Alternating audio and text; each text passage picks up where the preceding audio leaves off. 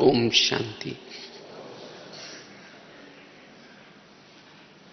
अभी ये हम सभी ने बाबा की मुरली सुनी।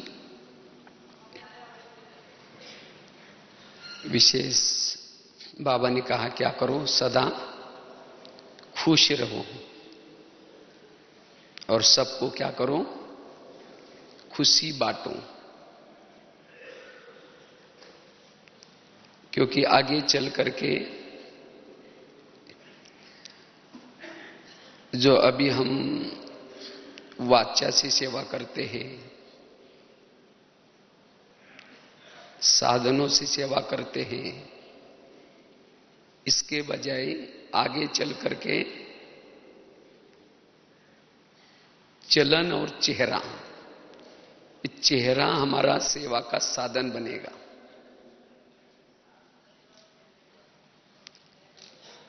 लेकिन चेहरे के द्वारा सेवा करने के लिए हमारी स्थिति सदा खुश रहे। जिसके पास खुशी है उसका ही चेहरा सेवा कर सकता है। जितना हम खुशी में रहते हैं उतना हम बाबा की प्रत्यक्षता कर सकते हैं। जितना हम खुशी में रहेंगे हमें परमात्मा पढ़ाता है, ये हम प्रत्यक्ष कर सकते हैं। इसीलिए हर एक को बाबा की प्रत्यक्षता करने के लिए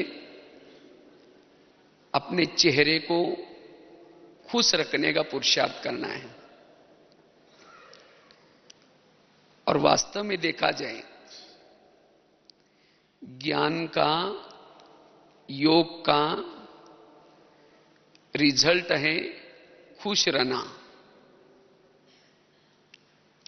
हमारे जो 4 सब्जेक्ट हैं, उन 4 सब्जेक्ट का रिजल्ट है खुश रहना। जैसे मूर्तिकार मूर्तियां बनाता है और लास्ट में क्या करता है, उसके चेहरा बहुत अच्छा होना चाहिए। तो इसी तरह हम सभी मूर्तियां बन रहे हैं, तो उस मूर्ति हमने बहुत अच्छी पढ़ाई की, चाहे सेवाई की है, धारणा अच्छी है, ज्ञान योग करते हैं, उसका रिजल्ट खुशनुमा चेहरा। इसलिए हमें सदा खुशी में रहना है।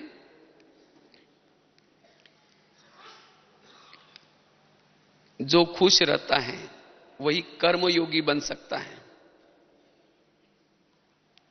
सदा जो खुश रहता है वही एकाग्र रह सकता है। जो खुश रहता है वही मास्टर सर्वशक्तिवान है। जो खुश रहता है वही दूसरों को शांति का दान, शक्तियों का दान दे सकता है। जो सदा खुश रहता है वही वायुमंडल को भी शुद्ध बनाने की सेवा कर सकता है।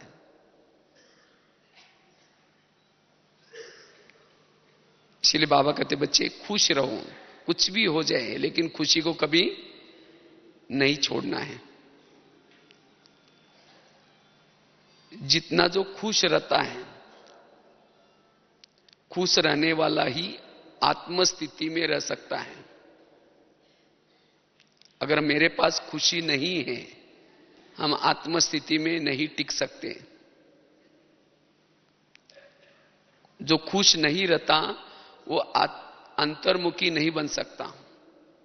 कोई बातों से उसकी खुशी गायब हो गई, वो बाह्यमुखी बनेगा, अंतर्मुखी नहीं बनेगा। इसलिए सदा हमें क्या करना है, खुश रहना है।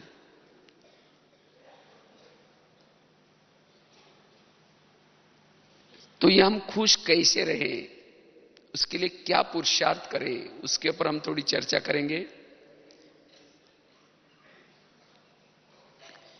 क्योंकि जो खुश रहता है, दुख और अशांति की वायुमंडल में जाएंगे तो वहां आप कुछ दे पाएंगे। हम लोग कभी, मेरे को तो कई बार ऐसे ऐसे जगह पर जाने का चांस मिला, कई बार कई जेलों में वगैरह हम लोग जाते रहते हैं। लेकिन जब वहां जाते हैं इतना वो वायुमंडल खराब होता है, क्योंकि हर एक को कोई ना कोई टेंशन रहता है, कोई ना कोई बदले की भावना, दुख और उनकी कैदियों की जब हम चेहरे देखते हैं तो एकदम परेशान जैसे रहते हैं। लेकिन जब वहां जाते हैं, कुछ बाबा की ऐसी बातें सुनाते हैं तो उनके चेहरे में इतनी रौनक आ जाते हैं। पहले के चेहरे और बाद के चेहरे बहुत फर्क पड़ता है। क्योंकि हम लोग जब भी कभी जेल में गए, लेकिन उससे से पहले से 2 दिन पहले से हम लोग उनको थोड़ा सा सकाश देते हैं। क्योंकि आजकल आप देख रहे, जेल में जाना कोई साधारण बात नहीं है। गवर्नमेंट के बहुत सारे कायदे कानून बनते जाते हैं, छुट्टी मिलना भी बड़ा मुश्किल होता है। लेकिन कभी कभी हमें लगता है कि बाबा के इतने बच्चे अंदर बैठे हैं, उनके तक बाबा का संदेश पहुंच जाए। इसीलिए पहले से हम विजन बनाते हैं। हम लोग जब जाएंगे बाबा का संदेश लेकर के, मैसेंजर बन करके जा रहे हैं, जब जाने के बाद जरूर हमारे लिए गेट खोलेंगे और जरूर हमें परमिशन देंगे। तो इस तरह से हमने देखा, कई तो बिल्कुल कैमरा अलाउ नहीं करते, फोटो वगैरह नहीं लेना है, कुछ भी मतलब।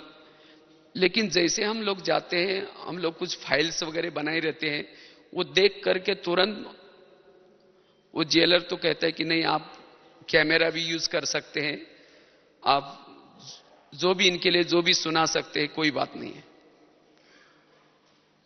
और जब उनको ये बाबा की बातें सुनाते हैं, चाहे कर्मों के सिद्धांत,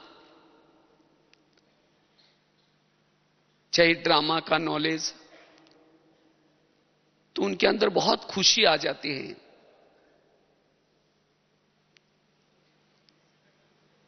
तो इसीलिए जो भी ऐसी दुखी आत्मा है, उन दुखी आत्मा को अगर हमारे पास कुछ योग बल है, हम खुशी में हैं, तो हम खुशी में होंगे तो जो दुखी आत्मा है उनको भी खुशी में ला सकते हैं। तो इसलिए खुशी के लिए, खुशी बांटने के लिए हमारे पास क्या चाहिए? खुशी चाहिए। अगर हम ही हमारे परिस्थिति से परेशान हैं, हम अपने विघ्नों से परेशान हैं, तो हम दूसरों को खुशी नहीं बांट सकेंगे। कई बार हम लोग स्कूलों में भी जाते हैं, आजकल स्कूलों में भी बच्चे टेंशन में रहते हैं, परेशान रहते हैं। अभी कुछ दिन पहले मैं एक बालाघाट में गया था, एक एमपी में, तो कुछ बच्चों को कुछ ऐसी बातें सुनाई। लास्ट में एक उसी सभा में एक बच्चा था, उसी बच्चियों का स्कूल था। उस बच्ची ने टीचर को कहा कि मैं कुछ अपना अनुभव सुनाना चाहती हूं। तो टीचर ने परमिशन दी और उसने आकर के बताया कि आज का ये लेक्चर सुनकर के हमें इतना अच्छा लगा, मैं तो सुसाइड करने वाली थी, मैं इतना डिप्रेशन में थी, इतनी परेशान थी, लेकिन आज की ये बातें सुनकर के मुझे इतना अच्छा लगा। मैं तो आज स्कूल में भी आने वाली नहीं थी, लेकिन मुझे जैसे अंदर से प्रेरणा आई, चलो मैं जाती हूं। 3-4 दिन से वो परेशान थी। तो आज युवाओं में, चाहे कैदियों में, तो अभी हम लोग गुड़गांव में गए थे, तो वहां कुछ करीबन मुझे लगता है 140 लोग जो मारुति कंपनी के हैं, उन्होंने कुछ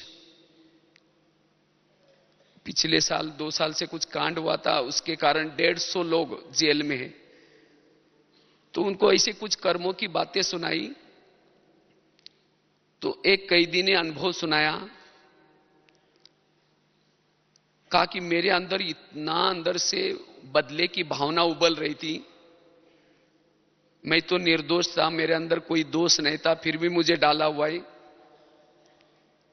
तो मुझे लग रहा था कि अब मैं यहां से जाऊंगा और जिन्होंने मेरे साथ ऐसा किया मैं उसके जाते ही बदला लूंगा। लेकिन आज मुझे कर्मों की बातें सुन करके आज मैं अपने आप को बदलने का प्रण लेता हूं। तो कहने का मतलब वर्तमान समय हमारे पास स्वयं के अंदर खुशी हो तब हम औरों को खुशी बांट सकते हैं। तो ये बाबा ने तो हर एक को चांस दिया है और आगे चल करके ये सेवा हर ब्राह्मणों को मिलने वाली है।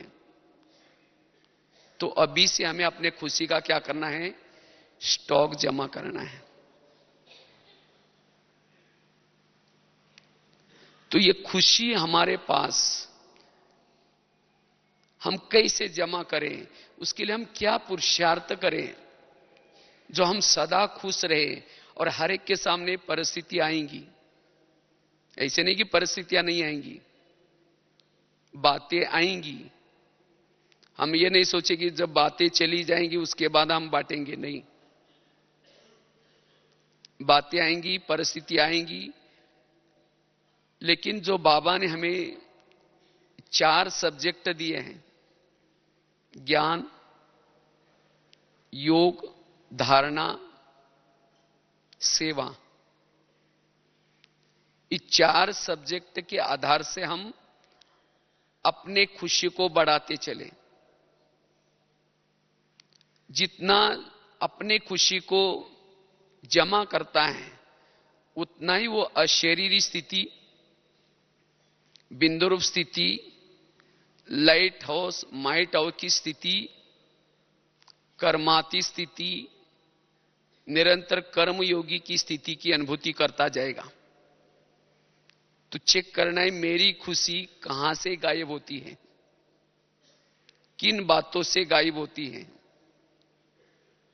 ये चेक करना है। और अब हमें अपने खुशी को क्या करना है, खुशी का स्टॉक बढ़ाना है। तो खुशी गायब होने का सबसे पहला कारण है, अगर कोई हम संस्कारों के वश हो जाते हैं।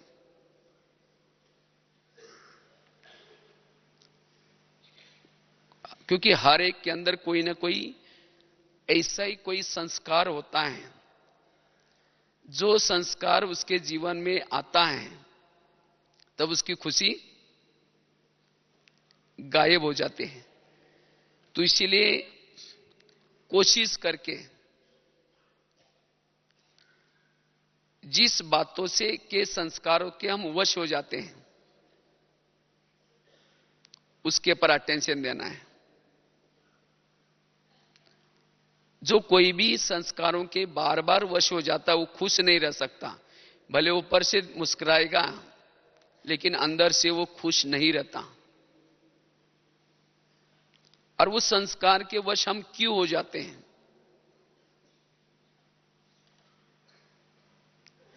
जब थोड़ा सा ज्ञान योग की तरफ अटेंशन नहीं रहता, जो ज्ञान योग के द्वारा हम सुख नहीं लेते, थोड़ा आलस और अलबेलापन के वश हो जाते हैं, तब हमारे अंदर जो छिपे हुए संस्कार है वो बाहर आ जाते हैं। संस्कार तो परिवर्तन नहीं होते हैं, संस्कार मर्ज हो जाते हैं, संस्कार इमर्ज हो जाते हैं। तो कुछ भी हो जाए हम अपने संस्कारों को क्या करना है, मर्ज रूप में रखना है। वैसे तो बाबा तो कहते हैं मर्ज भी नहीं रखो, संस्कारों के संस्कार करो।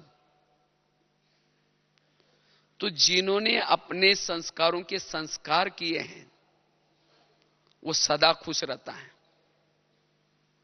उसकी खुशी कोई छीन नहीं सकता।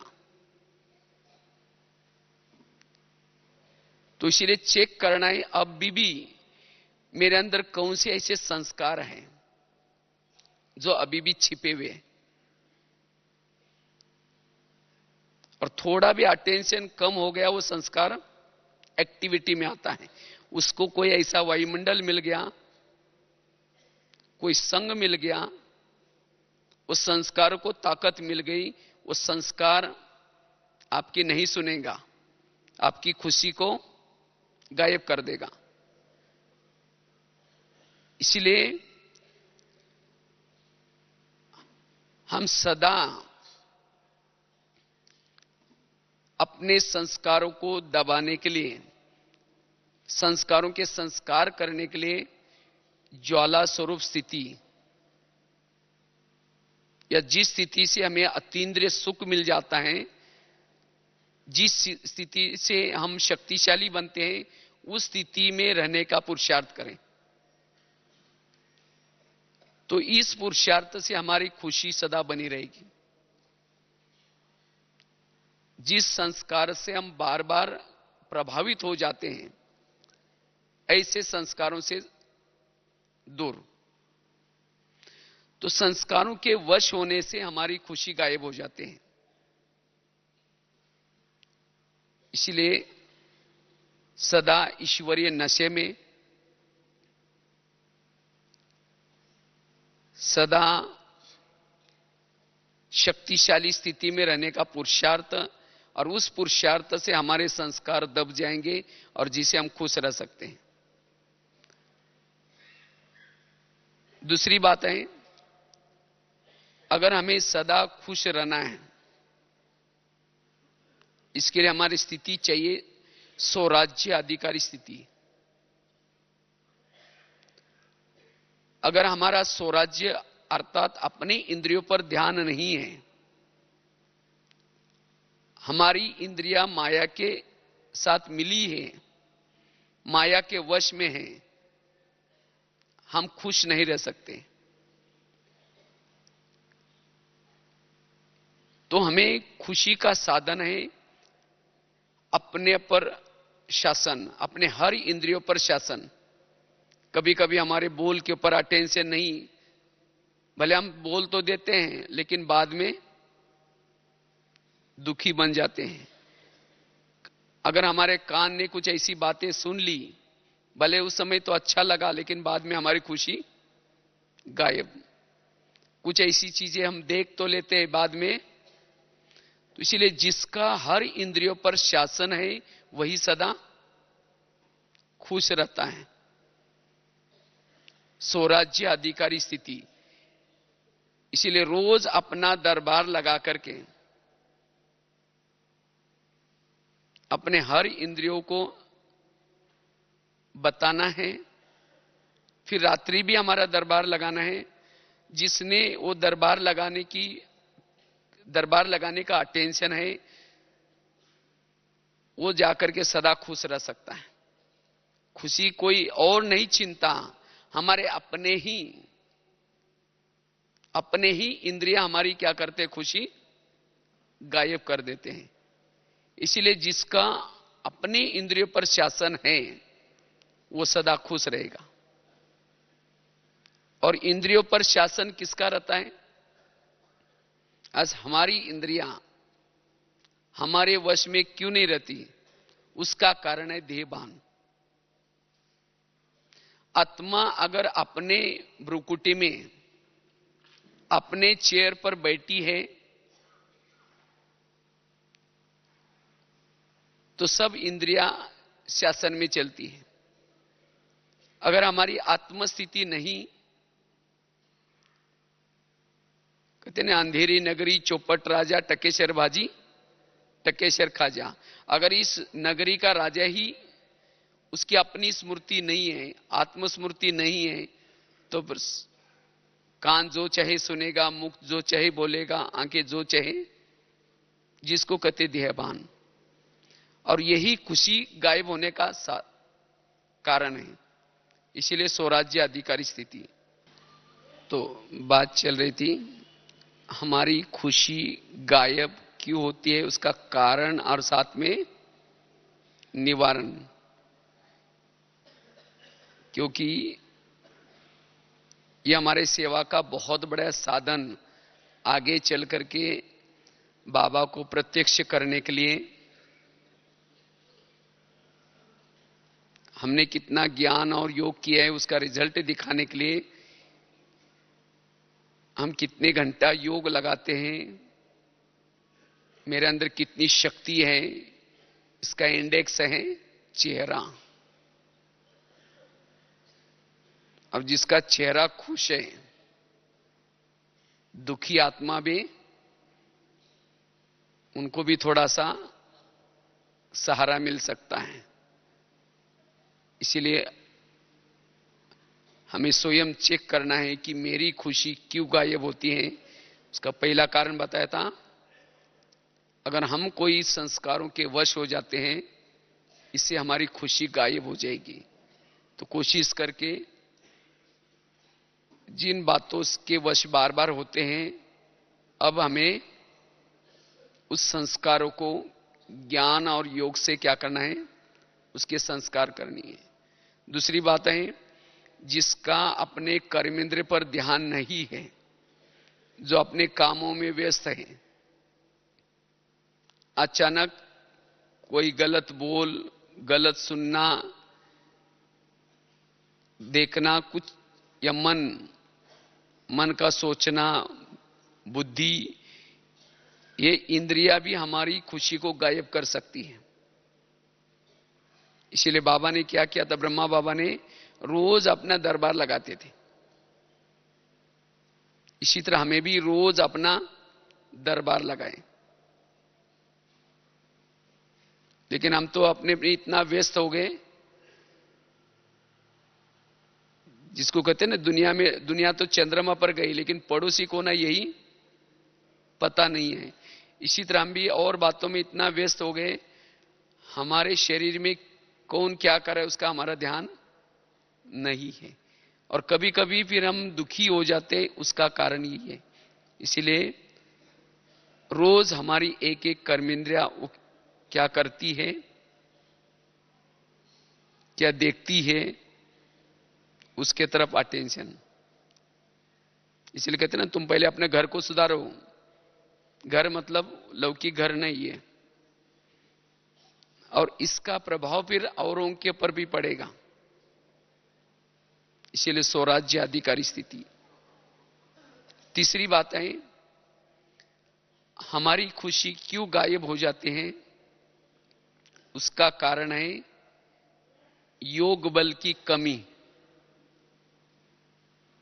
अगर हमारे पास योग बल कम है, योग बल कम अर्थात सारा दिन देह भान होगा, और जिसको देह भान है, कोई अपमान करेगा, निंदा करेगा, कोई छोटी मोटी बातें आएंगी, उसके अंदर निगेटिव थॉट्स चलते हैं,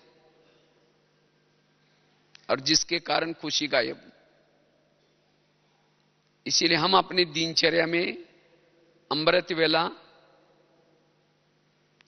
क्लास के पहले और मुरली, ये तीन बातों को,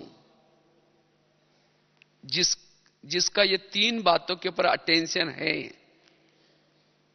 वो देही अभिमानी बनता है, उसकी आत्मा को एक बल मिलता है। और जिन्होंने अपनी आत्मा को बल दिया है, वो सारा दिन सोल कॉन्शियस में रहता है, आत्मस्थिति में रहता है। और जो आत्मस्थिति में रहता है, वो सारा दिन साक्षी अवस्था में रहता है, सब कुछ देखते हुए, सुनते हुए, उन बातों का असर उसके ऊपर नहीं पड़ेगा, ना उसके चिंतन के ऊपर, ना उसके वृत्ति में पड़ेगा, और वही खुश रह सकता है। अगर अमृत वेले के ऊपर अटेंशन नहीं है, अमृत वेला ढीली ढाली है, नींद करते हुए की है, मुरली को ठीक नहीं सुनी है, तो फिर उसे आत्मबल जो बढ़ना चाहिए, जो आत्मस्थिति, आज कई भाई बहन कहते पता नहीं मेरी सारा दिन वो आत्मस्थिति नहीं रहती। क्यों नहीं रहती? क्योंकि सवेरे अमृत वेले के ऊपर ध्यान नहीं दिया, मुरली सुनते समय एकाग्र नहीं हुए, क्लास के पहले योग नहीं किया और उसके कारण आत्मस्थिति नहीं। जिसकी आत्मस्थिति नहीं है उसको ही दूसरे की सारा दिन अवगुण दिखते हैं, उसके जीवन में ही समस्या नजर आती है। और जिसको चारों तरफ से समस्या नजर आते हैं वो खुश नहीं रह सकता। उसको अगर दोनों कोई बात भी कर रहे तो लगेगा मेरी बात जरूर चल रही है, कोई हंस भी रहे तो उसको लगेगा मेरे को देख करके जरूर हंस रहे हैं। क्यों? देह भान है। इसीलिए हमें अपने कर्म क्षेत्र पर जाने से पूर्व रोज के दिनचर्या में इन 3 चीजों का अटेंशन, अमृत वेला योग, क्लास के पहले थोड़ा सा योग और मुरली। जिन्होंने 8 बजे तक अपने ऊपर मेहनत की वो सारा दिन कैसा रहेगा? खुश रहेगा और वही फिर औरों को खुशी बांट सकता है। क्योंकि जब हमारी आत्मस्थिति रहती है तब सहज हम कर्म योगी बन सकते हैं। कर्मों में योगयुक्त अवस्था लगी रहेगी।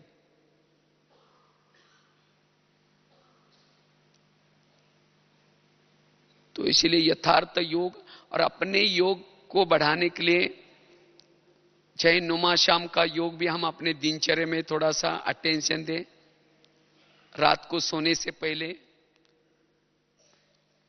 तो इसी तरह सारा दिन जिसने थोड़ा सा अपने योग के तरफ अटेंशन दिया है वो सदा खुश रह सकता है। क्योंकि योग के द्वारा ही आत्मा के अंदर का बल बढ़ जाता है, हम देह से अलग आत्म स्वरूप में रह सकते हैं। चौथी चीज है सदा खुश रहने के लिए, जैसे बाबा ने कहा कि 4 सब्जेक्ट का बैलेंस।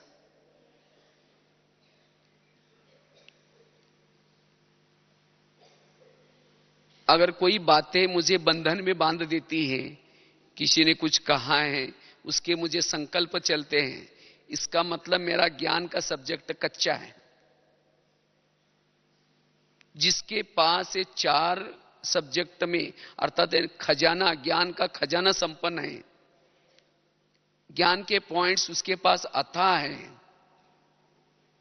वो खुश रह सकता है। जिसके पास ज्ञान की कमी है उसके मन में आएगा ये क्यों हो रहा है, ये मेरे साथ क्यों हो रहा है, ऐसा कैसा हो रहा है, नेगेटिव थॉट चलेंगे। इसलिए ज्ञान के खजाने से संपन्न,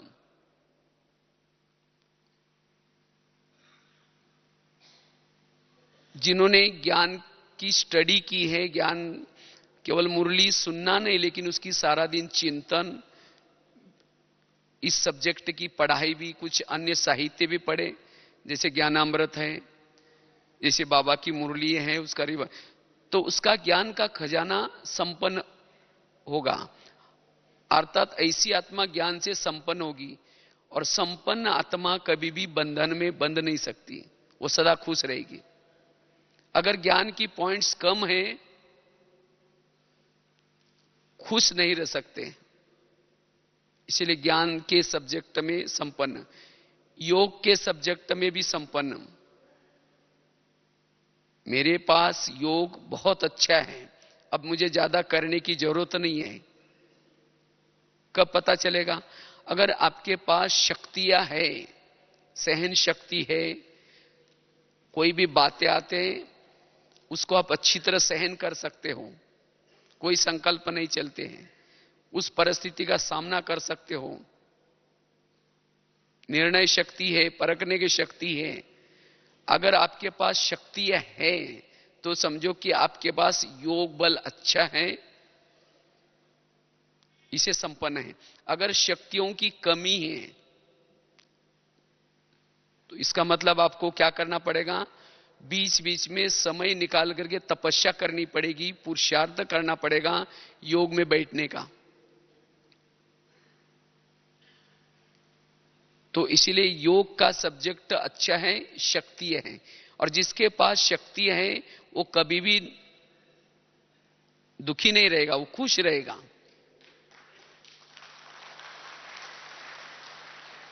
तो इसलिए अगर मेरी कोई भी खुशी गायब हो जाती है, इसका मतलब योग की कमी है।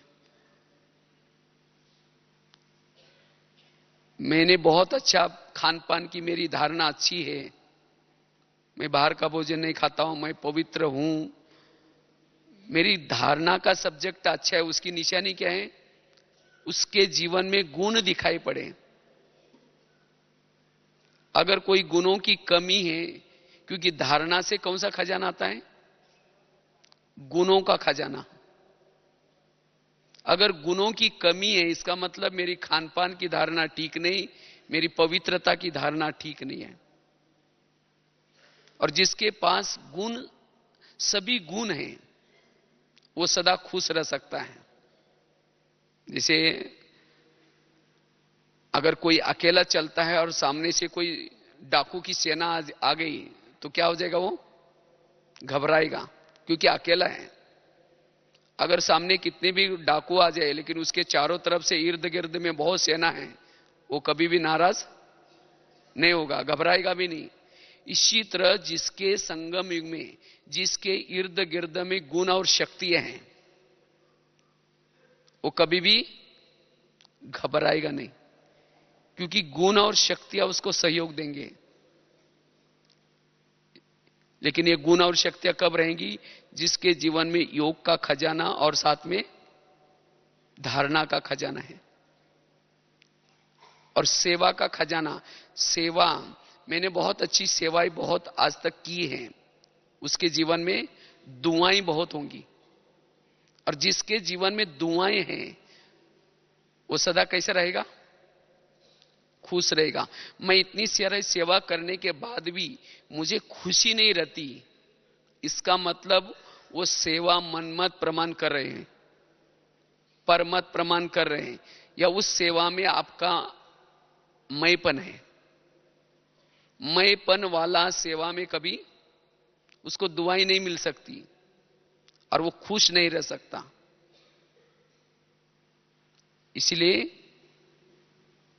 खुश रहने के लिए निमित्त मात्र, निमित्त भाव, श्रीमत प्रमाण सेवा हो, तब वो सेवा से कैसे रहेगा? खुश रहेगा। तो इसलिए जिसके ये 4 सब्जेक्ट में बैलेंस है, वही कैसा रहेगा? खुश रहेगा, और वही दूसरों को क्या करेगा? खुशी बांटेगा। 4 सब्जेक्ट का बैलेंस। अगर अभी भी कोई सब्जेक्ट कच्चा है, उसके तरफ ध्यान। उसके साथ साथ 5वीं बात है, आज हमारी खुशी कभी कभी गायब क्यों हो जाते हैं? क्योंकि निगेटिव थॉट्स, व्यर्थ विचार। और व्यर्थ विचार क्यों आते हैं? जिसको हम कभी सहयोग देते हैं, जिनको कभी हमने बहुत मदद की, बहुत अच्छा मदद करके उसको आगे बढ़ाया, लेकिन ऐसा ही व्यक्ति अगर कोई आपको धोखा देता है, या आप किसी के रास्ते नहीं जाते, लेकिन कोई व्यक्ति आपकी ही बुराई करता है या कुछ ऐसी परिस्थिति निर्माण करता है, तो ऐसे सब बातें देख करके क्या हो जाते हैं? कहते हैं मैं तो इतना झुक करके चलता हूं, मैं इसके लिए ये किया वो किया, फिर भी ये मेरे लिए ऐसा करता है। ऐसी बातें क्या करेगी? खुशी को गायब कर देगी। तो ये व्यक्ति आपके साथ ऐसा क्यों करता है? ताली कभी एक हाथ से नहीं बजती, ताली के लिए कितना चाहिए? 2 हाथ चाहिए। इसी तरह आज मेरे साथ जो कुछ हो रहा है, ये सब मेरे ही कोई पिछले जन्मों के कर्मों का हिसाब किताब है। क्योंकि संगम युग चल रहा है, और संगम युग में अंतिम जन्म में हमें सब कुछ हिसाब किताब चुक्त करके क्या करना है? वापिस घर जाना है। तो अब हमारे जो भी कुछ 63 जन्मों के जो आपस के जो हिसाब किताब है, वो क्या हो रहे हैं? सुख तो हो रहे। अगर कोई व्यक्ति, आप भले इस जन्म में उसके रास्ते में नहीं जा रहे, लेकिन कभी तो गए होगे ना। इसीलिए अगर कोई ऐसी बातें जीवन में आती भी हैं, तो भी ऐसे परिस्थिति में खुश रहने के लिए कर्मों के सिद्धांत को याद रखना है। ये जो कुछ मेरे साथ हो रहा है, ये मेरे ही कोई कर्मों का कारण है, इसीलिए इसका कोई दोष नहीं है। जो ऐसा समझ करके चलता है, तो ऐसे व्यक्ति को दुआएं दे सकता है। ऐसे व्यक्ति के प्रति उसकी भावनाएं पॉजिटिव रह सकते हैं, क्योंकि कोई आपके साथ ऐसा करता है, अगर उस बातों के संकल्प आपके मन में बार बार चलेंगे, तो उससे आपकी वृत्ति नेगेटिव बनेगी। और जिन्होंने किसी के बारे में वृत्ति नेगेटिव बनाई है, उसको देखते ही उसकी खुशी क्या हो जाएगी? गायब हो जाएगी। जिसकी वृत्ति नेगेटिव है, उसकी खुशी गायब हो जाती है। अब उसकी खुशी गायब होगी तो दूसरे की खुशी, दूसरों को क्या दे सकता है? नहीं दे सकता। इसलिए मेरी वृत्ति किसी के लिए नेगेटिव ना बने। इसीलिए बाबा ने कहा ना, बच्चे मन जीत बनो। चलते चलते कोई व्यक्ति आपके साथ ऐसा व्यवहार करता है, वो व्यक्ति को देखने के बाद मन क्या सोचता है? अरे देखो, इसने मेरे लिए ऐसा किया। जो पुरानी घटी हुई बातें याद करता है, उसी समय हम क्या करते हैं? चुपचाप उस मन की बातों को स्वीकार करते हैं और मन को सोचने देते हैं, चलो बोलो कोई बात नहीं। मन कहता है ये हमारा दुश्मन है, इसने हमारे लिए ऐसा किया वैसा किया, वो बार बार सोचता है। उसी समय मन से बातें करो, हे मन, जिसको भगवान कहता है मीठे बच्चे, और तुम उसके लिए ऐसा सोच रहे हो।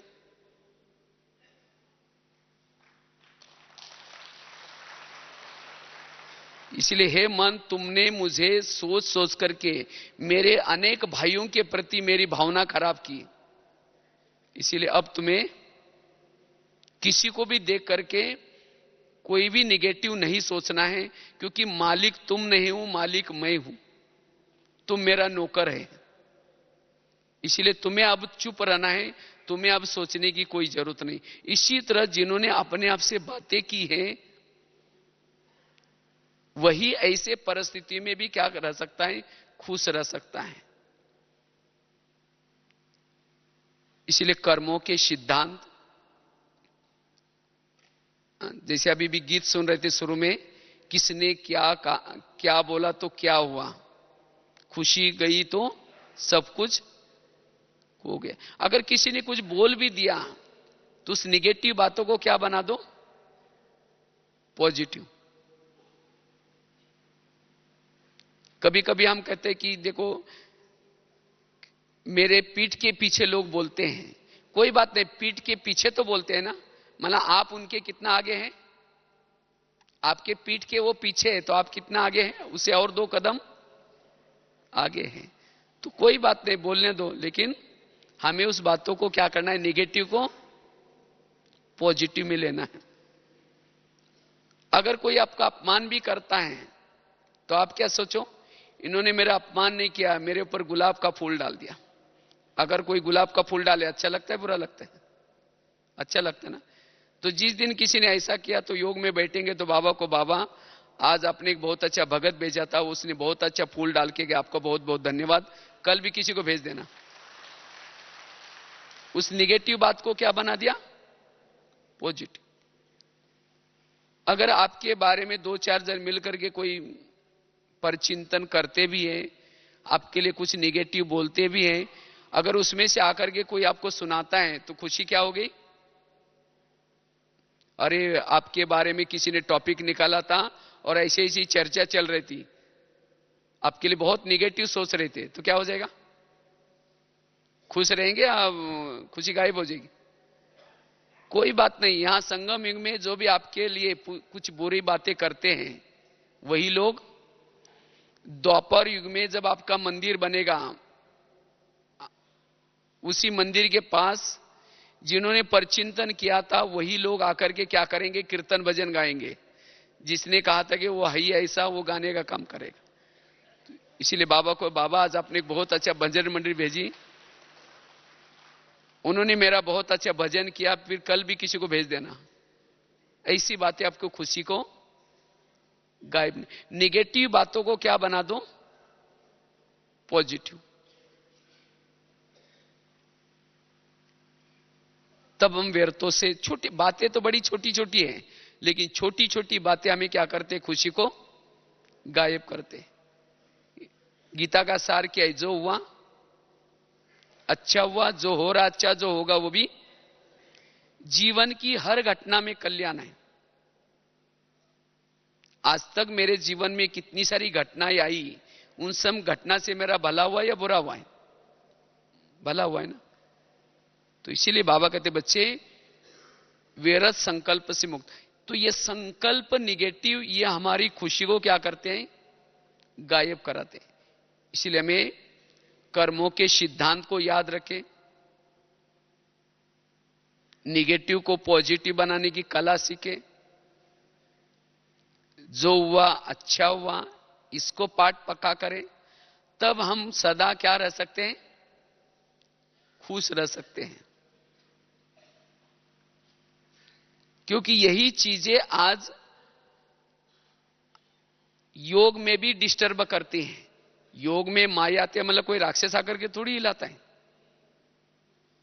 यही सारा दिन की निगेटिव बातें आपको आत्मचिंतन, परमात्म चिंतन करने नहीं देगी।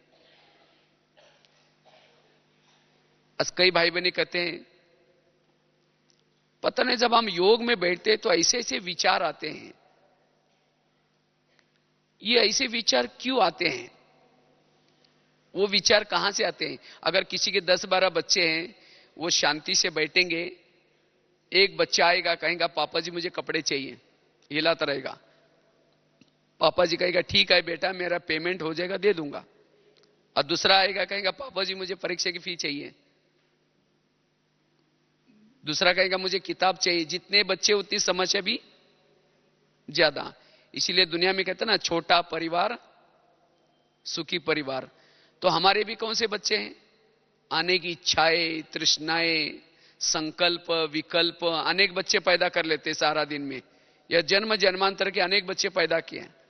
और योग में बैठेंगे, वही सारा दिन के जो संकल्प विकल्प रूपी बच्चे आपको हिलाते रहेंगे, पापा जी मम्मी जी।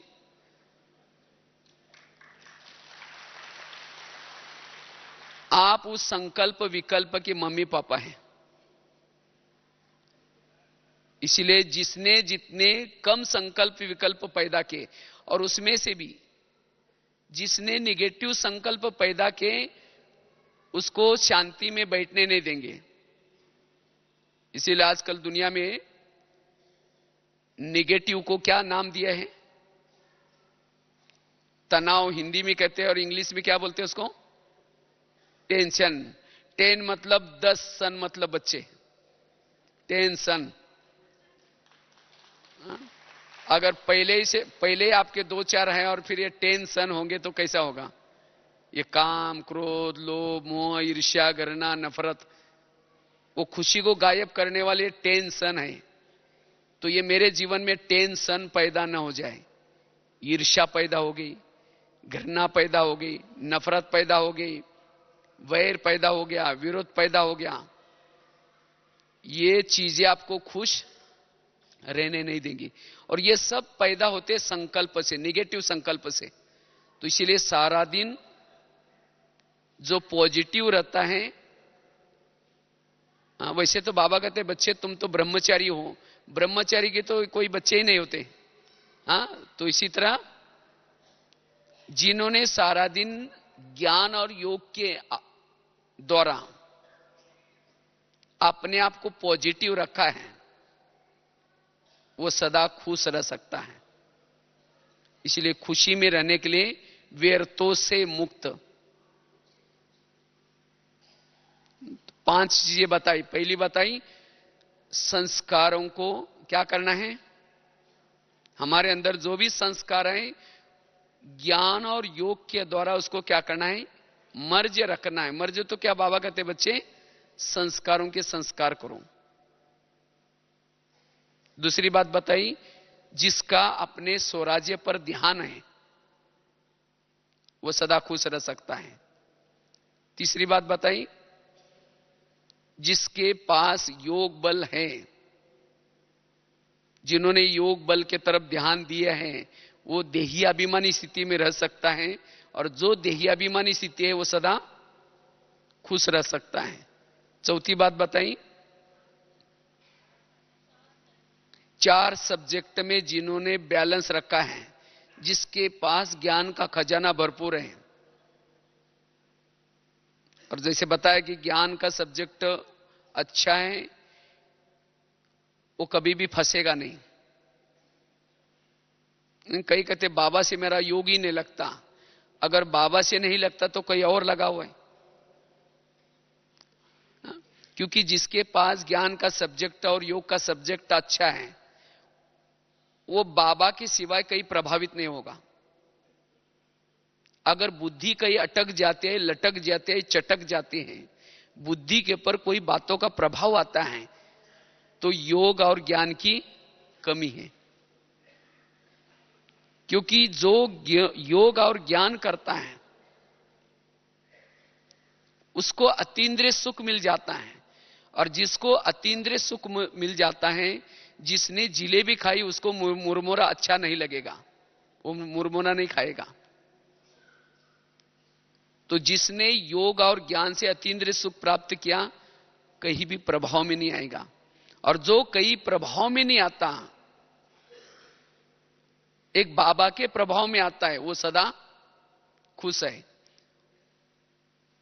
वो न चाहते हुए भी उसका चेहरा कैसा दिखाई पड़ेगा, खुशनुमा चेहरा दिखाई पड़ेगा, और उसकी खुशी फिर क्या कर सकते हैं, उसके वाणी में बल आएगा। जो सदा खुश रहता है उसके वाणी में बल आएगा, उसके दृष्टि में बल आएगा। जिसको कहते ना, इनसे बहुत अच्छे वाइब्रेशन आ गए, इनसे वाइब्रेशन अच्छे नहीं आते, मतलब वो हमारे से खुश नहीं है। तो इसीलिए हमें क्या करना है, खुश रहने के लिए 4 सब्जेक्ट का बैलेंस। और 5वीं बात बताई, व्यर्थों से मुक्त। जितना व्यर्थों से मुक्त है हम उतना खुश रहेंगे। और व्यर्थों से मुक्त बनने के लिए एक तो बताया, कर्मों के सिद्धांत को याद रखना है। हमें हमारे आसपास में जो भी व्यक्ति आया है, कोई हमें देने के लिए आए हैं, कोई हमारे से लेने के लिए आए हैं। नहीं तो कभी कभी कहते हैं ऊपर देख करके, हे भगवान तुमने भी आंखें बंद किया क्या, ये मेरे साथ क्या हो रहा है, ये मेरे साथ ऐसा क्यों करता है। वो क्यों करता है, क्योंकि मैंने भी कभी इसके साथ ऐसा किया है। इसलिए मुझे ऐसी बातों को देख करके निगेटिव नहीं सोचना है। मेरे जीवन की हर घटना में अच्छा होगा, जो कुछ होता होगा अच्छा होगा, इसलिए मुझे कभी निगेटिव नहीं सोचना है। हर निगेटिव परिस्थिति को पॉजिटिव में लाना है, तो उतना हम व्यर्थों से मुक्त। और जितना जो आत्मा व्यर्थों से मुक्त है, उसकी भावना पॉजिटिव रहेगी। अगर एक व्यक्ति के प्रति भी आपकी भावनाएं खराब है, खुश नहीं रह सकते। और जो व्यक्ति खुश नहीं है, वो मानसिक रूप से भी बीमार है और शारीरिक रूप से भी बीमार है। क्योंकि जो खुश नहीं रहता, निगेटिव सोचता है, उसका दिमाग कैसा रहेगा, दिमाग हमेशा गर्म रहेगा। और जिसका दिमाग गर्म रहता है, उसके दिमाग में केमिकल्स उतरते हैं और उसी केमिकल से बीमारी पैदा होती है। इसीलिए कहते हैं ना, जिसका पाव गरम, पेट नरम, दिमाग ठंडा, उस घर में कोई डॉक्टर है उसको मार दो डंडा। वहां डॉक्टर आने की कोई जरूरत नहीं। लेकिन आजकल क्या हो रहा है, पांव रहते ठंडे और दिमाग रहता है गरम। इसीलिए कुछ भी हो जाए, हमें अपने दिमाग को गरम नहीं करना। तो इसलिए हमें सदा खुश रहना है, और सदा यहां से जाकर के क्या करेंगे, क्या बांटेंगे, खुशी। और जब खुशी बांटेंगे, खुश रहेंगे, तो उनको लगेगा इनको देने वाला जरूर वो भी सर्वसमर्थ है। तो इसीलिए वर्तमान समय हमें ये सेवा करनी है, सबको खुशी बांटनी है, क्योंकि बहुत दुनिया में बहुत जरूरी है। हर जगह पर खुशी की जरूरत है, क्योंकि जो खुश है वही शांति दे सकता है, जो खुश नहीं है वो शांति नहीं दे सकता। इसीलिए मुझे हर व्यक्ति के प्रति अपनी वृत्ति को क्या करना पड़ेगा, पहले पॉजिटिव बनाना पड़ेगा। जिसकी वृत्ति पॉजिटिव है वही हर परिस्थिति में पॉजिटिव रह सकता है। देवी का पोज कैसा है? वरदानी पोज आता है, मुस्कुराता चेहरा होता है। अगर कोई देवी को गाली भी देता है तो हाथ नीचे करके चेहरा पीछे नहीं करती, वरदान देती है। लेकिन आज हमारी हालत क्या है? कोई गाली देता है, अपमान करता है, 15 दिन बात नहीं करेंगे, ऐसा मुंह करके जाएंगे। कभी कभी तो गुस्सा आता है तो उंगली तोड़ के गए, इसका तो सत्यानाश हो गया। ऐसा कोई पोज है? इसलिए बाबा कहते बच्चे दुआएं दो।